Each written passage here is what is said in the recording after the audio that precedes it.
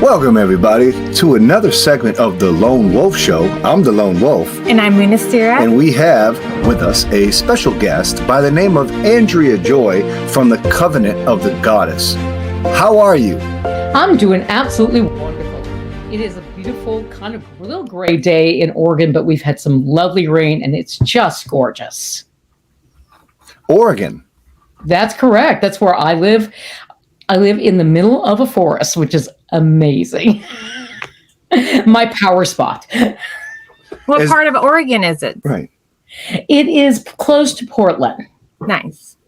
I'm from the Northwest, so I'm from the coast of Washington. Oh, so you know how gorgeous it is here. And as you may also know, we have a very active pagan community in this area. So it is a happening place to be.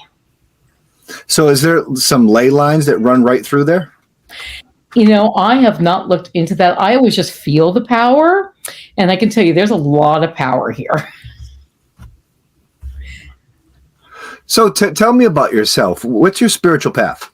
Okay, so I am an eclectic Wiccan. Just a little background on myself. I've been in the craft. Notice that I use the word the craft. It should tell you something about my age for over 45 years. So I got started before the internet. And I have been on this path for that time. I ran a coven in the Los Angeles, Covina area for over 20 years. I am official clergy, and I wear a lot of hats. I do a lot of interfaith work, and I am an eco-activist. I am very, very humbled to be the action team leader of the Earth-based spiritual action team. So that's just, and professionally, I was a computer graphics programmer. I worked way back when for IBM, and I was an international team lead for Sun Microsystems, specializing in usability. So that's just a little tiny bit about me. So how did you find your path, and how was it growing up? What did your parents practice? So first of all, I came from a Jewish background, and I'm pretty lucky that, it wasn't a beautiful, rich tradition, because it is. It was just that, especially back then, it just didn't fit with the way I saw things. Especially back then, it was a lot more patriarchal. There was no talk of any feminine thing. It was this, sky god, all angry thing. And I was 16 at the time, and I was a very big skeptic as a kid. Oh my gosh, I was such a big skeptic. And then I met this young person who really was absolutely psychic, because they told me things that they just couldn't know. And I just couldn't dismiss that. It's like, no matter how much I tried, it's like there was no way they could have known this one thing. And they introduced me to my teacher, who changed her name at one point, and who was named Crystal. And she was in that area. She was in the Long Beach area, and she had studied. And the reason I was looking for a different path was there were just things that just weren't working for me. And I was looking for something that, at that time, the idea of anything that wasn't a Judaic path was really radical.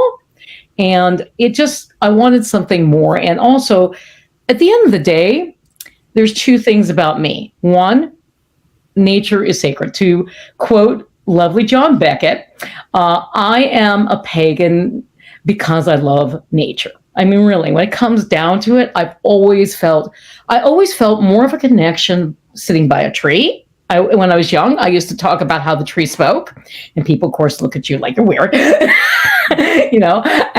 I just always felt more of, for lack of a better word, sacred and profound in nature. And then I found Wicked. It was like, wow, this is coming home. And that is pretty much the start of my path. So you said you wear many hats. Can you tell me about those hats? Can you put on a hat or two? Sure. Which hat would you like? So these days, I do a lot of I'm very lucky because I was in IT, and I retired a little early. And therefore, I am really blessed to do things that are very meaningful to me. Probably the hat that I'm that's very meaningful to me currently is my eco-activism. Again, seeing the Earth knowing that the Earth is sacred, and knowing that this is the only planet we're 100% sure has life. I see it as being a sacred duty to try to do things to lessen the impacts of what humans are doing to this planet. So I was very blessed to be able to take on the role. And as action team leader, a lot of what I do is basically reach out and say, hey, come talk to us. And it's wonderful, that group, because they're like, it's pretty much interfaith. If you consider the Earth as sacred, and if you consider that climate change is real and you want to do something about it, people are welcome to stop in. So we have everything from pagans to Christians that stop in, to Hindus, to you name it, that are part of this group. So that is just a remarkable journey. The other thing I'm very active in is the Covenant of the Goddess. I create these little TikTok. One of the things the Covenant of the Goddess wants to do is try to offer some of our understanding and wisdom. A lot of people in the Covenant have been doing this stuff for a very long time. And we would just love for people who are starting their journeys to have, hey, we've been around, we found this is good, maybe you'll find this is good. And maybe we can stop you from some things that are actually dangerous. And I'm not talking about a specific practice. I'm talking about, unfortunately, there are people on the internet who will tell you to ingest things that will kill you. And we love people, and we want them to be healthy and happy, and their witch journey should be joyous. So I do these little TikTok videos for the Covenant of the Goddess.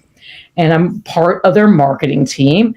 And I brainstorm with them on that stuff. So that's another thing I do. And the other thing that I do a lot of is interfaith work, which is lovely. I have been really blessed that there is a remarkable, very liberal Christian school fairly close to where I live. And there is a professor who does this remarkable class in world religions, where she brings in people from a whole bunch of different faiths. And we all get together in front of these amazingly smart students and just show them that we can actually work together on things without believing the same thing. That it's more, there are things that we all can believe are important. Being a good neighbor, being a good neighbor, taking care of each other, taking care of your, going out and helping people who are less fortunate with it. These are shared core values, regardless of how you see the world. And we all get together, and that is a remarkable thing. And speaking of my interfaith work, I'm just really, really, really humbled, because one of the events that's coming up, and if anybody's close to Chicago, or you can get to Chicago for the Parliament of World Religions, it is a world-changing, it is really profound. It's a profound experience to go to the Parliament. And I am going to be presenting with some other COG witches a little workshop. So that's also pretty exciting. Mm-hmm. So that's a little bit about those hats. Well, 45 years is kind of as a lifetime for some folks, and 45 years, if my math serves me correctly, is 1976. That is correct. And in 1976, there definitely wasn't many internet as sophisticated as we do now. What changes have you seen in the craft as far as how the internet has implemented itself onto humanity? Well, the biggest change is the access to information. Back when I started, and I'm being serious, it was very difficult to find anybody. If you didn't know somebody, there was like a couple of magazines out there, the Green Egg out there, but there wasn't a whole lot out there. So if you didn't happen to know anybody, there were just starting to be books that were worth anything, worth, in that were more what we would consider modern, witchcraft versus, just straight occultism. So I'm not talking Golden Dawn, that stuff. I'm talking more the modern witchcraft, stuff. So I actually remember when Spiral Dance, the first one, came out. I remember when Uncle Buckland's first blue book came out. I studied right before that. So it's a profound difference from, we had like this information, but a lot of wisdom. And now it's so rich. If you can find it, the good news is it's out there. The bad news is there's a whole lot of it. So it can be a little more challenging to find what fits for you, and also what might be worth your time actually reading. So that's like, but now we couldn't do this back then. No. And if you want to find out about any witchcraft right now, you could probably, with just a little bit of, digging, find somebody who was worth listening to about that kind of witchcraft. And that is made a whole renaissance of witchcraft. And certainly even of Wicca itself evolves. Back when I started, again, a lot of this was that there was no other way to get a hold of people. I would say almost everybody was in a coven, because it was the only way you could learn. You learned from a specific person. And, I'm not saying there were no solitaries, there certainly were, but they were much, much smaller percentage, where now there's much more solitaries, very much less covens. And part of that, of course, is our society too. We tend to be more flexible. We tend to be busy. So fitting this in with our, everyday, life, the internet allows us to do that, because if you only have 5 minutes, you can go out and find something. So I hope that speaks a little to that. Yes. So how do you feel about AI and AI with the craft? I'm actually, being a programmer, AI is like anything else, it's a tool. So I have no problem. Like anything else, you have to discern how to use it. This is where I get to be the old programmer that I am. Garbage in, garbage out. The thing to know about artificial intelligence and to put on your critical thinking skills about is to know that there is a lot of bias. There's a lot of concern about bias in artificial intelligence. I'm just going to say it, specifically white. It specifically is biased towards white. There is even some people who are more conservative who don't find it a welcoming place for them. They see it as more liberal. And it has to do with the way that artificial intelligence is being trained. Basically, to make this really too simplified, you take a whole bunch of data, you feed it into the model, and the model adapts. But that doesn't mean we can't use it. If you want, I know people who already do this. I know people who've gone into AI and said, hey, tell me how to show my name in Sumerian writing. And it will spit it out for you like that. Yep. So why not? It will save you it will save you hours of, research. If you want to find out how to do that, why not? If you want to create something, if you want to have AI start a spell, cool. Obviously, like any spell, you should know, why are we doing this? And you should make sure that it works for you and it's good logic. But it could be an inspiration tool. So I see AI, I am not afraid of, I think I think people are both too afraid of it and think too much of it at the same exact time, depending on who you talk to. I think it's like any other tool, and it's how does it work for me? Some people are never going to want to use it, just like some people are never going to want to do. Some people find much more meaning in going outside and looking at a tree. And then there are people who love to do extravagant rituals, and there are people who love to create virtual reality worlds as witches. And every one of those none of those is wrong. Does it work for you? Is really what it comes down to. And that's my thoughts. So as far as from 1976 to modern day, as you said, that the internet has become a tool, which is really good in terms of communication. So if you're part of a specific coven or organization or even tradition, it's good for communication. However, as far as like a circle casting, because of people have different browsers, they have internet speeds. If you're trying to raise energy online, is it possible because of that lactation to raise energy? Is it feasible? Is it productive to circle cast, to raise energy online together remotely? Well, we've actually been able to test this because in the pandemic, a lot of us were not meeting in person. And a lot of us were doing spell work and coven work online. Now, therefore, is it possible? Yes.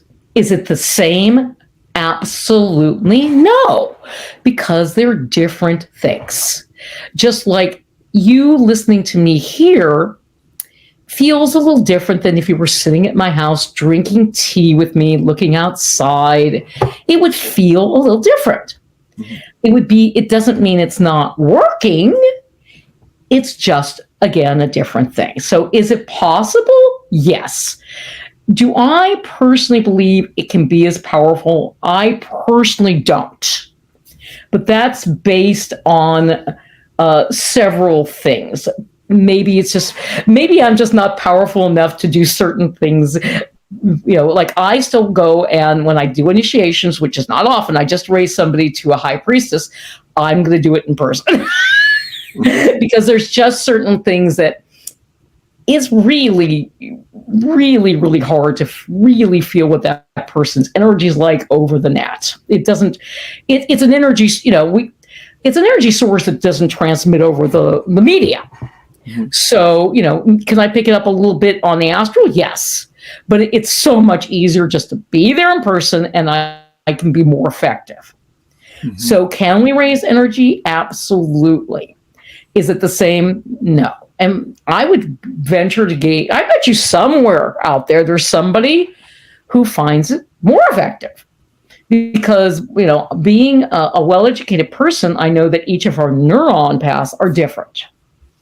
And therefore, for somebody, it's going to just be the right tool.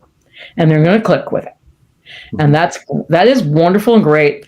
Like I said, for me, I tend to like to do things, when I can in person. Partly as humans, we're very aware of little subtle things, body movement, believe it or not, the smell of our bodies that don't transmit. Mm-hmm. So, so there you go. There's the little quick answer on that. And I really like that you've been involved in the craft for 4.5 decades. I really enjoy that. And you mentioned something about your activism in terms of ecology or,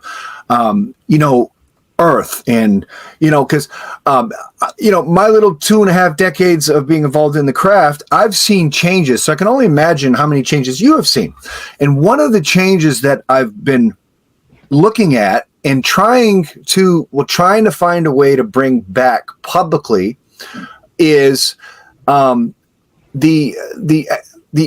ecological things. Like I can remember paganism 20 years ago. It was about save the trees. It was about save the whales, recycling, being outdoors, and not littering and things like that. And, it seems like in today's new age, or in modern times, a lot of pagans have gotten away from that earth-based report as protectors of Earth. Then nowadays it seems more focused on the consumerist values in media and internet and that kind of things. And I feel that's not the direction I would like to see the craft go with towards, because as I was, coming up in the craft, we are practicing the old ways. And I just feel like this new boom of technology takes away from the earth-based spirituality that the craft is framework to its core. Now, do you also feel that the issues like save the whales and plant trees, you think that the craft has seen that kind of wane through the trajectory of your path? Well, not with the people I play with. Let me put it that way. But the fact of the matter is, a lot of younger people I know are very concerned about the things I'm talking about. Mm-hmm. Yes, we see the consumerism. That is absolutely a thing. You could go out today and buy a box that will claim to be a witchcraft box. That where supposedly you can just open it up and read the instructions and, boom, everything, that's going to solve all of your problems. But that is really never been the core. I mean, yes, we are co-creators and we change things, but the core of paganism and certainly the core of my spirituality has, like I said, always been nature. So I do think that there is what you say, but I also do think there's a lot of people who are concerned. But what I really think has happened is that those issues that we're talking about, like saving the whales and, dealing with climate change, have become a lot, there are people out in the mainstream who are also working on those. And I think a lot you might be surprised to find that, more pagans than you think might belong or give money. They may not have the time to go out and, do things themselves, depending on, what's going on. But they might give money, for example, to those organizations. So I really think what's happened is that there's more of a reliance on existing organizations and like, for example, like around here, we have this amazing thing called Solve, which is, I love Solve. Mm-hmm. Solve is lets you go out and work in your specific area and take out non-native plants, plant native plants, and so forth. So I think that what there is much more that pagans aren't. It's not so much that they're not doing it, but I think that because it's out there, they don't have to. It was when we were doing it hard. There was. I'm not saying there were no other organizations, but there weren't as many, mm-hmm. And it wasn't as pagans have always kind of been a little ahead of the curve. Modern pagans have been a little ahead of the curve. So I think that we were out there, like I said, we were out there doing that before a lot of other people were. And now you can find a lot of things. So I just think that that's what's gone on.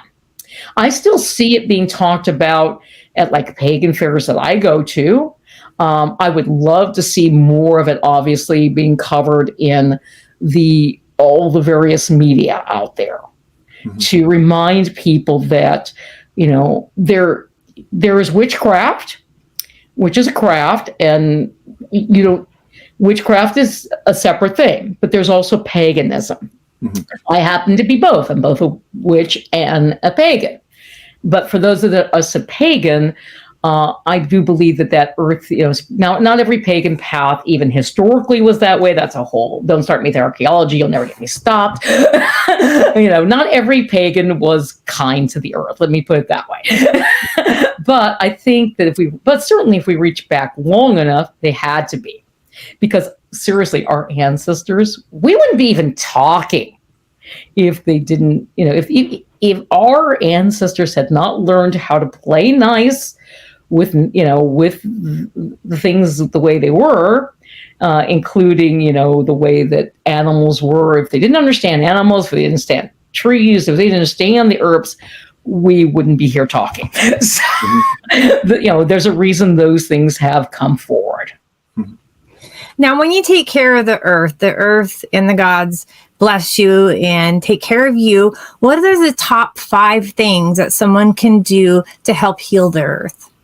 Okay, I am so glad you asked about that. Well, as it turns out, the top thing, and MIT did a study on this, is to actually lobby your Congress people, and I know we can all roll our, I say the rolling of the eyes behind the cameras, but they're the most effective thing that we could do as a civilization is to pass legislation that's called a carbon tax and dividend. It's a carrot stick. It means, now, us as pagans may not need this as much, but we're not the majority of people on the earth. And what it is it rewards people financially if we cut our carbon. And it gets them in the pocketbook, because for a lot of people, that's what motivates them if they don't. So that is, now, if lobbying is not your thing, if lobbying is your thing, I invite you to Citizen Climate Lobby and come talk to me at Earth-Based Spiritual Action Team.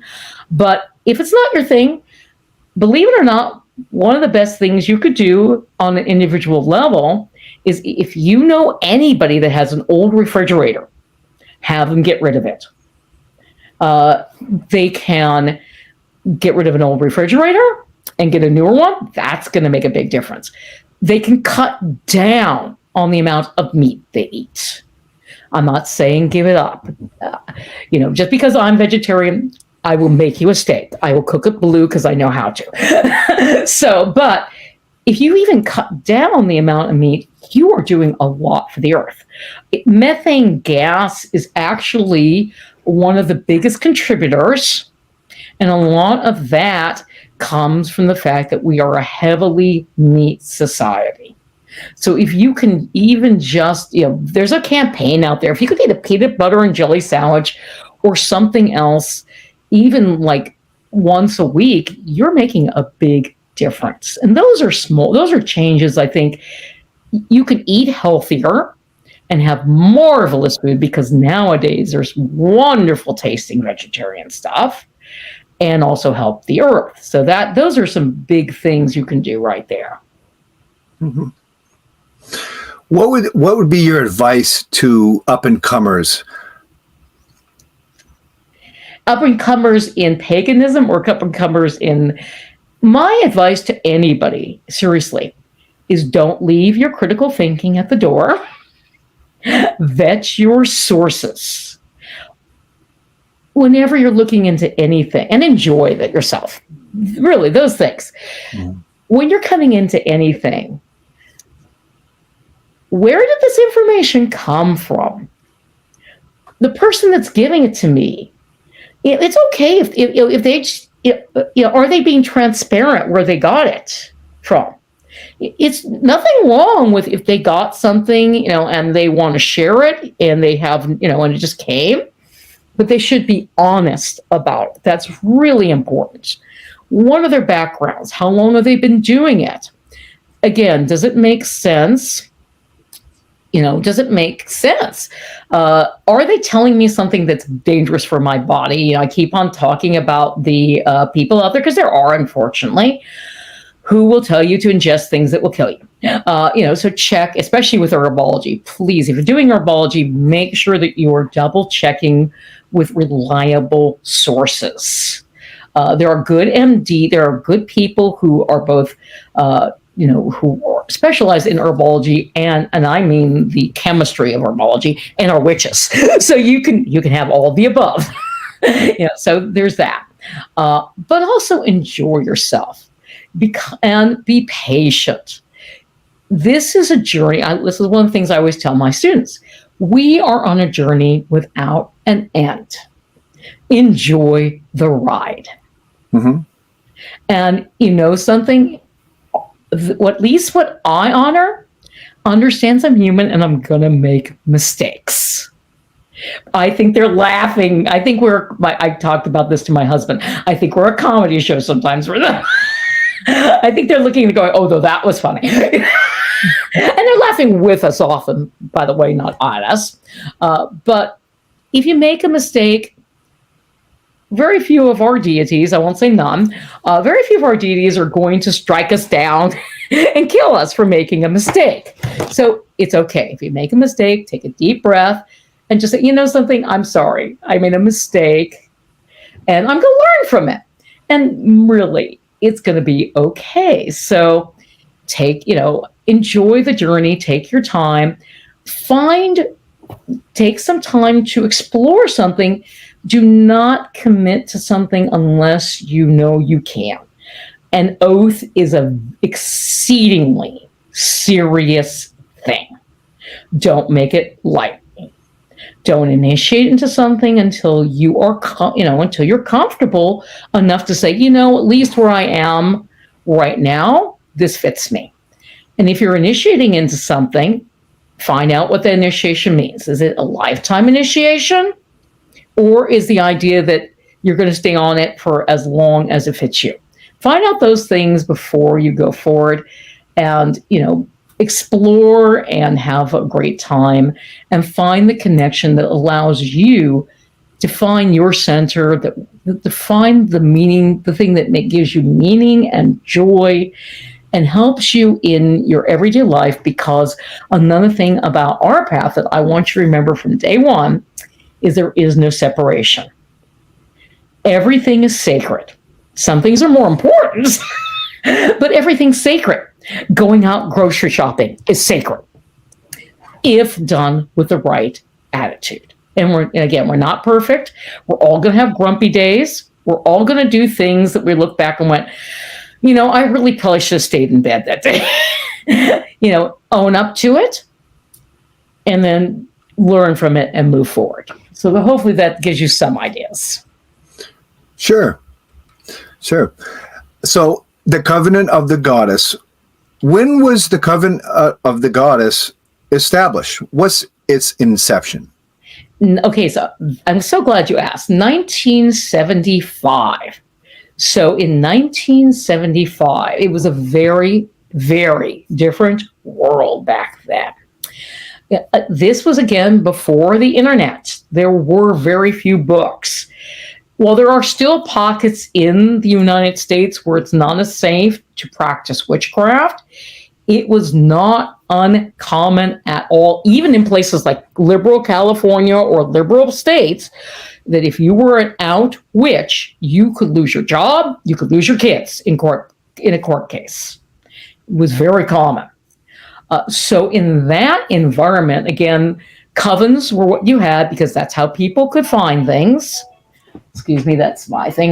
That spam likely wants to have its opinion.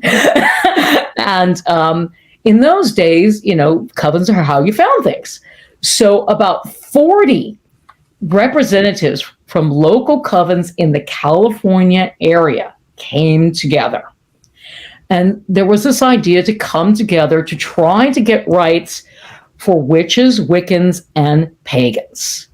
And that was the focus of the group. Now, some of those groups came because they wanted to make sure that the organization was not going to be heavy-handed and tell them what to do. One thing about witches that has not changed. We don't particularly like the idea of anybody saying you must do X, Y, or Z. That's really hierarchy, not so much our thing, right? So you can imagine back then you had all these people getting together and someone to just make sure that the organization was not going to do that. But there were also people who had this vision. And among those people are two names that are really critical. And I wrote them down so I got them right. Allison Harlow worked at IBM as a programmer. Gwydion Pendowin was a singer, songwriter. Yep. Way back in the day, one of the first pagan songs was a folk singer. Gwydion, very, very, very prominent name back then. They ran the first meetings of these people coming together. Now, in order to create a nonprofit, a legal nonprofit, you have to abide by the state rules you're in. So we're talking here about trying to fit into what California wants, which is pretty much a square peg. You must have a president. You must have these things. And a round hole, which is, witches who don't really want to have a hierarchy. But they made it work. They sat down, they came up with bylaws. And back in the day, they wanted to make sure, because one of the things that COG really wanted to do back then is that there was really no great way of getting clergy uh, credentials. Back, and there were a few places you could right away, you could send money and get a clergy thing, but they really wanted to have something that was a little more meaningful. And even to this day, the Covenant of the Goddesses, clergy certificates are not acknowledged by every state. There are, it always goes down to the state because every state gets to decide who's legitimate and who's not. But in most states, as my teacher can say, I can legally bury you and I can legally marry you. And that has to do with my state. I can also go in, if somebody's sick, into the hospital. And a lot of the reason I can do that is because of COG. Because COG since 1975 has been working on educating the public and also on getting those pagan rights. And it really was an organization focused on covenant, on the elders, and I'm going to use the word elders because we really don't have a better word. The people who've been around a lot, who were good, and when I use elders, I'm not necessarily talking about old, even though I'm ancient for some people, I know. I'm really talking about the people who were leaders in their groups and coming forward and being a part of this organization and working to get, and getting legal clergy things. So part of what COG, did, and some of this is still there, is you had to be part of a coven back in the day. Now you can be a solitaire, but in those days, we needed to find out, remember I said about vetting and not leaving your head at the door and making sure that people were legitimate. COG wanted to make sure that people going in the legitimate into the thing were legitimate, or at least do their best job to do that. So you had to be known by a member of COG. And you still have to do this, write a letter that says, I have something like, because there are also witches in addition to Wiccans. I have something like the Reed as my ethics. I believe in a goddess, whatever that means to you. We don't tell you what that means. We don't tell you how you should interpret the Reed or your ethic that's close to it. We don't tell you what means to honor a goddess. That's completely up to the individual and the tribe. But people have to do that in order to be a full member. Now, there's also another portion of COG, which is called Friends of COG.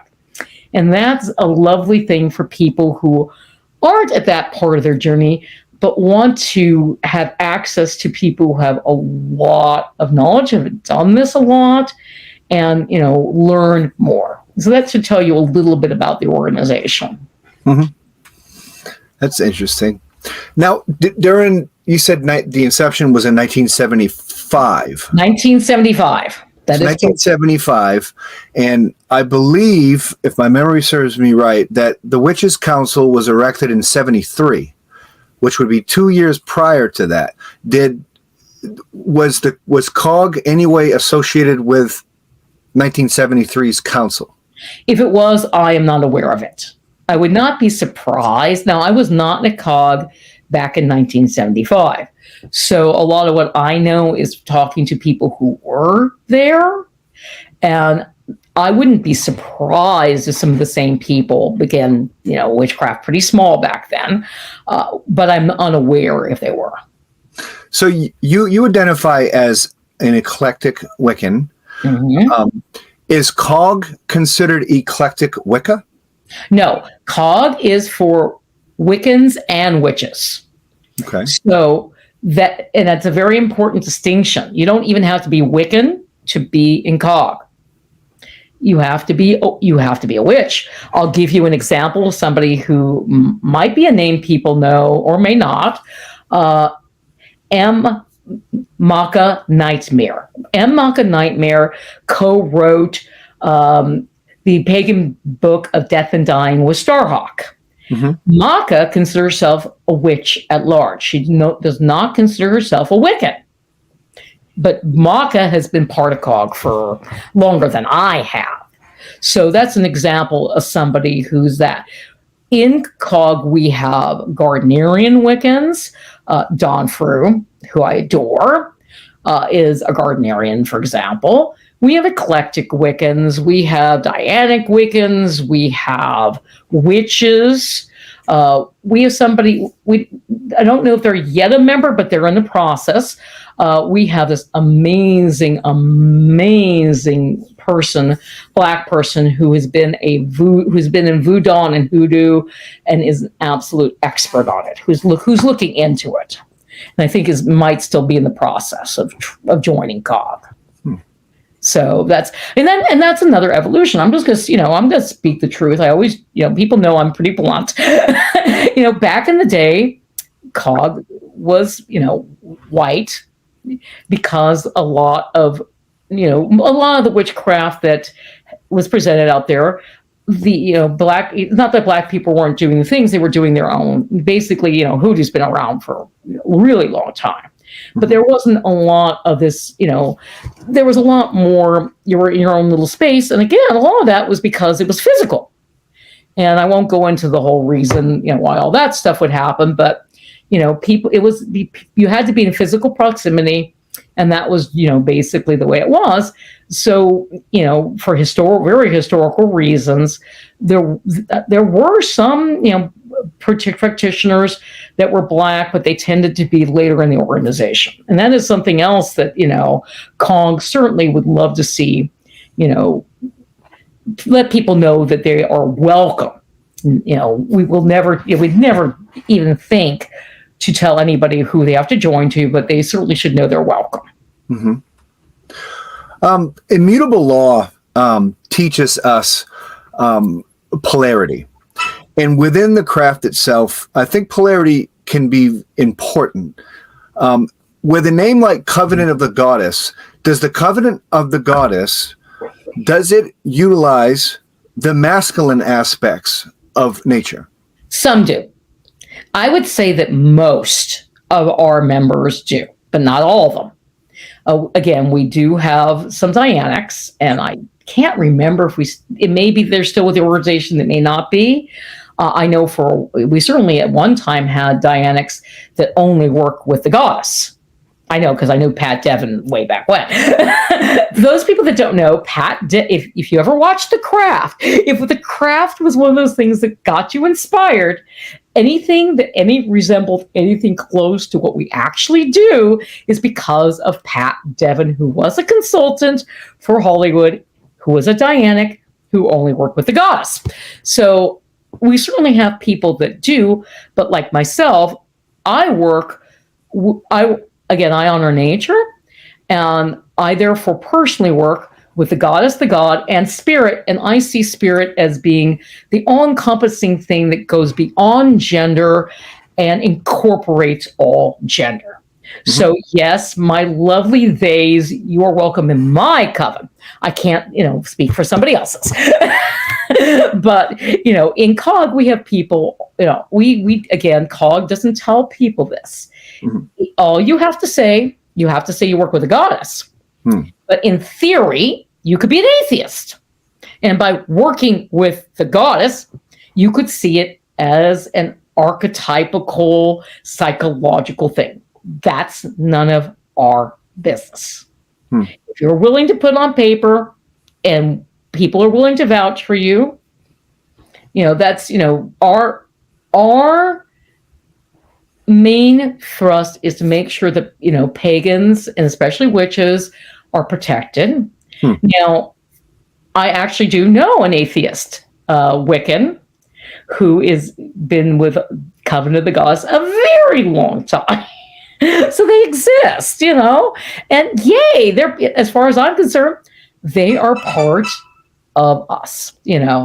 I personally, like I said, work with all, because there is receptive and I tend to talk about receptive and active as being more, because I tend to be pretty damn scientific. I'm such a nerd. I tend to be pretty darn scientific, and those receptive, and I also studied, one of my passions is anthropology. I read Mask of God for fun, studied anthropology on the side, along with everything else that I did. And I can tell you that gender specific, the things we talk about in gender are pretty cultural. Like if you look at the way that you really have to look at the society for seeing what those roles were. And yes, a lot of societies, especially back in the day, the man would go out and, do the hunting and stuff. But there are other societies I can point to you and show you where it was women who did it. So, what is masculine and what is feminine is a whole other discussion. To me, and again, this is the way I see it, they are categories in each person. So when I say that I'm talking about the God being the one that is mortal, the God being the one that works, it's much more a role that we would talk about as being male, because especially, in our society, that has been the world, that's been the way we look for a long time. So I don't know if that actually answers the question, but again, that's my personal view. Everybody in the COG would probably, this is one of those fun discussions you can have for hours on this stuff. I certainly, their polarity is real.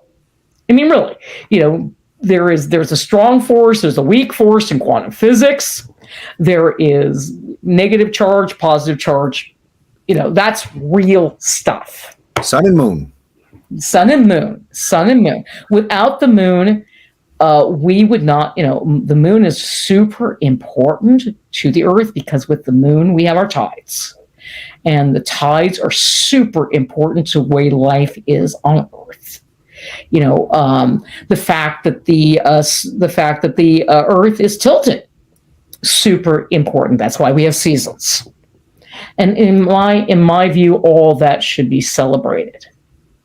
And the tales that we tell, mythology is not just a story.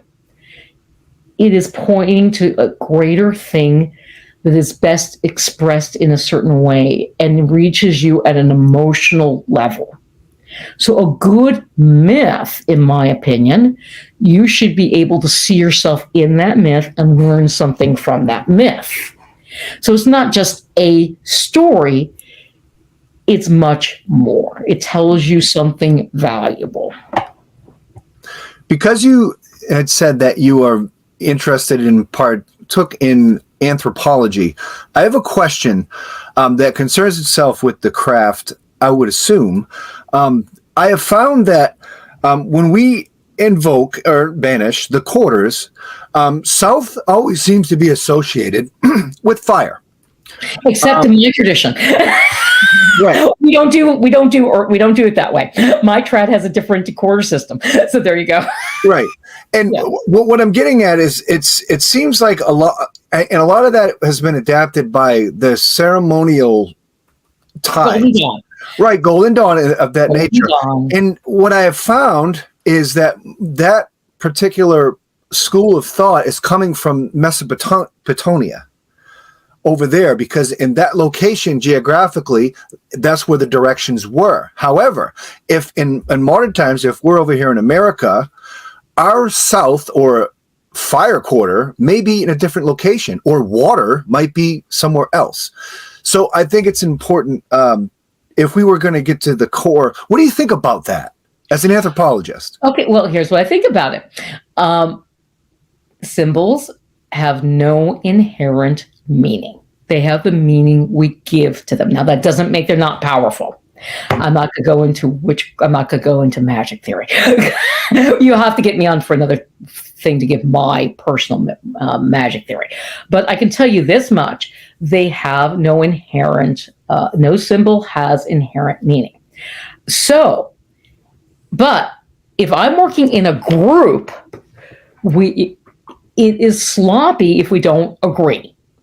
So if I'm working in a group, right, the value of having the system that you're talking about, south being fire and all that stuff, Right.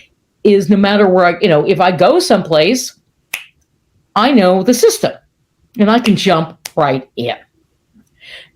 That doesn't mean I can't adopt, I can't change it for, where I live.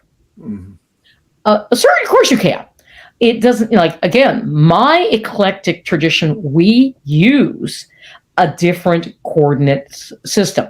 When I go out and play with other Wiccans and witches, I say, please give me West Water, because it's the only one that coordinates with the one that I've been using since I was 16 years old. Mm-hmm. I believe that what happens is those symbols are things that our mind can easily grasp. That's why we have a symbol. So when I basically think let's just use West Water emotion, and I've trained myself that when I am talking about that, I'm thinking a certain way, I'm feeling certain things, I'm dealing with certain energy. I can go into it. So there's nothing inherent with West Water. Like you said, maybe my water is something in the south. But there is something about training your brain. And how quickly you can change depends, again, on the individual. Plus, I really do believe my years and years of being with this has made it very probable that a shared system has a little bit more power than a system that is completely individual. Repetitional. Yeah, repetition building. Yes, exactly. So using the symbol for the same thing has a power. If anybody sees a cross nowadays, they're going to think Christian. Right. Irregardless of the fact that I can show you equal crosses that go back to pagan times. Right. Absolutely. And that's again because of of what is prevalent in our society. So my thoughts, I know enough about cultural anthropology. Let me give you one of my other favorite cultural anthropological examples. If I were to say color red, probably most of us would think danger and passion and all that good stuff, right? Mm-hmm. However, if I came from an Oriental background, mm-hmm. I would think luck. That's why in the Chinese New Year's, you get red mm-hmm. packets because it's considered a lucky color. Right. Same thing with another great example, white. We tend to think of white as, being, a certain thing. In a lot of African civilizations, it's considered death because that's the only time you see the white is the bones of their ancestors. Right. So white death, black life. Mm-hmm. So that's my thoughts, is that there, as from somebody that studied anthropology a really long time, is that the symbols are, humans have put meaning onto them, but that a system, I believe a good symbology system has to make sense to your brain. Mm-hmm. There has to be a reason, and even if it's one that you have come up with. And I also said, I personally think that a shared system has a little bit more oomph to it. That's interesting. It reminds me of like color magic. I've always thought that white was a reflection kind of current and black kind of absorbed things. But I guess what it all boils down to is collective consciousness and what that intent is. Exactly. And whose collective consciousness are we talking about? Right. Because not every civilization on the earth thinks black is that. So it's like, if I grew up in amazing parts of Africa, I would have grown up with a very different, equally valid system. Andrea, where can we find the Covenant of the Goddess? Is there a website? Absolutely. It's very easy to find. It's COG, COG.org. We're also on Facebook. I actually recommend highly the Covenant of the Goddess. If you happen to be on Facebook, you can find us there. Because the lovely thing about one of the things that the Covenant of the Goddess offers, which is always a delight, is we have this thing called Wednesday with Witches. It's a Zoom meeting, and some of them are open to the public, and the public ones are announced on Facebook. And we get amazing speakers. We get a lot of very knowledgeable witches come and share their thoughts with us. Like, I know that Diana Paxson is going to be probably coming, and we're hoping Heather Green is going to be coming and speaking with us. And we've had various other people come and speak and give thoughts at the group. And often we just talk among ourselves, and it's so delightful to have a large variety of witches sharing ideas. I always come away. I mean, I've been doing this stuff for 45 years, and I always come away with ooh, that's such a cool idea. I got to try that. Well, Andrea, thank you so much for coming on the Lone Wolf Show. Yes, thank you. And we appreciate you, and we hope that we have you back sometime. Well, thank you so much, and blessed be. And I'm going to leave you with my own personal blessing, which is, may you dance in the moonlight and play in the sunlight. Blessed be. Blessed be. Blessed be.